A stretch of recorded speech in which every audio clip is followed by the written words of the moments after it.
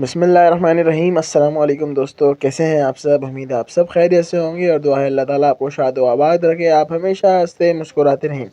तो जी आज जब आपका दिल गोश्त और सब्जियों से भर जाए तो ये दाल की ये रेसिपी बनाएं, इंशाल्लाह आपको बहुत मज़ा आएगा। तो चलिए जी दाल की मंगोचियाँ तैयार करते हैं। सबसे पहले जी ये मैंने दाल तकरीबन 1-2 घंटे मैंने भिगो दी थी। उसके बाद मैंने इसको अच्छी तरह धो के साफ़ कर लिया और इसका आपने पेस्ट तैयार कर लेना है। ये देखिए जी, इसको हमने इस तरह से इसका कर लिया है पेस्ट तैयार। अब आप इसको ब्लेंडर में पीस सकते हैं, आप जिस तरह आप पीसना चाहें उस तरह आप पीस सकते हैं। जी थोड़े से इसमें मसाले शामिल करते हैं। इसमें हाफ़ टी स्पून हल्दी और 1 टेबल स्पून इसमें लाल मिर्चें, 1 टेबल स्पून इसमें लहसुन अदरक कुटा हुआ और नमक हस्बे ज़ायक़ा और तकरीबन 2 से 3 टेबल स्पून इसके अंदर हम बेसन शामिल कर देंगे। ये आपने सारी चीज़ें इसमें अच्छी तरह से शामिल करनी है और उसके बाद जी आपने इसको अच्छी तरह से कर लेना है मिक्स। ये देखें, और जी थोड़ा सा हम इसमें धनिया भी शामिल कर देते हैं ताकि बड़ी प्यारी खुशबू आएगी इसकी। अब आपने इसको अच्छी तरह से मिक्स कर लेना है। ये देखें, बड़े ही आराम से ये मिक्स हो जाएगा आपका। सारा मिक्स हो जाने के बाद ये देखें जी इस तरह कंडीशन होगी इसकी। अब आपने क्या करना है, तब आपने इसको फ्राई करना है, इसकी मंगोचियाँ तैयार करनी है। तो जी मंगोचियाँ तैयार करने के लिए सबसे पहले हम कढ़ाई में तेल ले लेंगे। ये देखिए जी, और इस तरह से चम्मच की मदद से इस तरह आपने टेढ़ा करके चम्मच मंगोचियाँ अंदर छोड़ते रहना है, बिल्कुल जैसे आप पकोड़े फ्राई करते हैं। इस तरह से आपने एक एक करके सारी मंगोचियों को फ्राई कर लेना है। ये देखें, आप देख सकते हैं इस तरह से। और आपने इसको तकरीबन 4 से 5 मिनट इसका टाइम है, फ्राई टाइम इसका 4 से 5 मिनट है। तो जी आप ये देख सकते हैं कि जो हमारी मंगोचियाँ हैं वो किस तरह फूल चुकी हैं। ये देखें, और ये बड़ी ही बेहतरीन रेसिपी है। एक तो आप जो दाल बना के खाते हैं, आपको सिर्फ दाल को पीस लेना है और आपकी देखिए इतनी अच्छी रेसिपी तैयार हो जाएगी। दाल को भी 4 चाँद लग जाएगा। घर में जो आपके दाल नहीं खाते, देखिए हमारा छोटा भाई है वो दाल नहीं खाता, तो ये देखें इस तरह हर बंदा जो है वो मंगोचियाँ बड़े शौक़ से खा लेता है। तो जी इस तरह फ्राई करने के बाद हम निकाल लेंगे। कलर आप चेक कर सकते हैं कितना प्यारा जो कलर आ गया है और फूल के भी कितनी अच्छी तैयार हो गई हैं। सारी मंगोचियाँ निकालने के बाद अब जो इसका जो दूसरा प्रोसेस है, नेक्स्ट स्टेप की तरफ हम चलेंगे।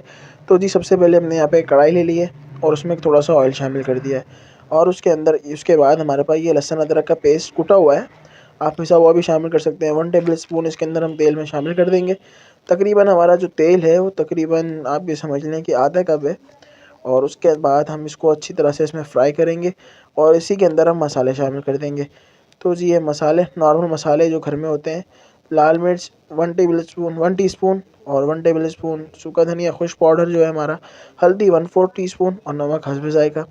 अब जी मेरे पास ये जो ब्राउन हुए हुए प्याज हैं, अगर आपके पास ये अवेलेबल नहीं है तो आपने प्याज को भी फ्राई कर लेना है। मेरे पास ये चूँकि फ्राई हुए हैं तो 1 प्याली में इसमें ये शामिल कर दूँगा और इसको जी अच्छी तरह से हम पका लेंगे। ज़्यादा नहीं पकाएंगे क्योंकि हमने प्याज जो है वो ब्राउन शामिल किया है।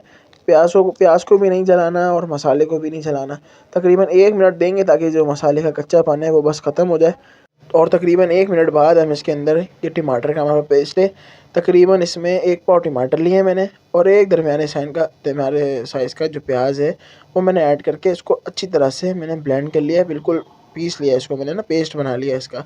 इससे जी हमारे को बहुत आसानी हो जाएगी हमें कि जो शोरबे के अंदर जो है, कभी आपने देखा होगा कि टमाटर के छिलके तैर रहे हैं, प्याज के छिलके तैर रहे हैं, उससे ये कुछ भी नहीं होगा। इससे अच्छी तरह हमारा टाइम भी बच जाएगा और जो मसाला है वो भी हमारा तैयार हो जाएगा। मसालों को जी अच्छी तरह हमने भुनाई की है, इसके मसाले की हमने। उसके बाद हम इसमें 1 प्याली दही को मैंने फेंट लिया इस तरह से और 1 प्याली इसका दही का हम शामिल कर देंगे। बहुत ही अच्छा जायका आएगा दही से। टमाटर और दही दोनों शामिल किए हैं हमने यहाँ पर, तो आप सोच नहीं सकते कि कितना बेहतरीन इसका जो जायका आएगा। आप और रेसिपियाँ भूल जाएंगे और बार बार आप इसकी जो फरमाइश आएगी आपको बार बार बनानी पड़ेगी ये रेसिपी।